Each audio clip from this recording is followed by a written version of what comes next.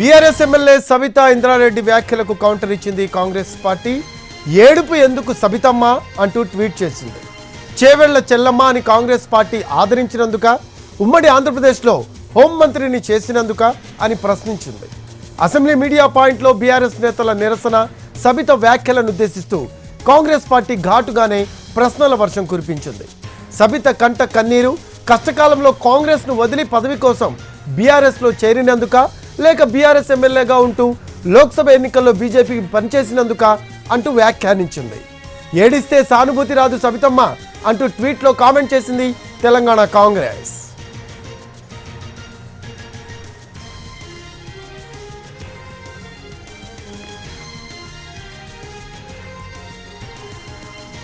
BRS MLA Sabitha Indra Reddy వ్యాఖ్యలకు counter ఇచ్చింది Congress party.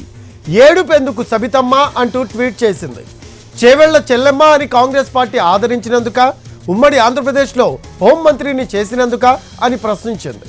Assembly media పాయింట్లో బీఆర్ఎస్ నేతల నిరసన, సబిత వ్యాఖ్యలను ఉద్దేశిస్తూ కాంగ్రెస్ పార్టీ ఘాటుగానే ప్రశ్నల వర్షం కురిపించింది.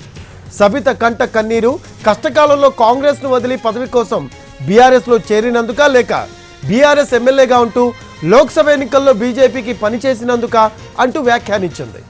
ఏడిస్తే సానుభూతి రాదు సబితమ్మ అంటూ ట్వీట్లో కామెంట్ చేసింది తెలంగాణ కాంగ్రెస్.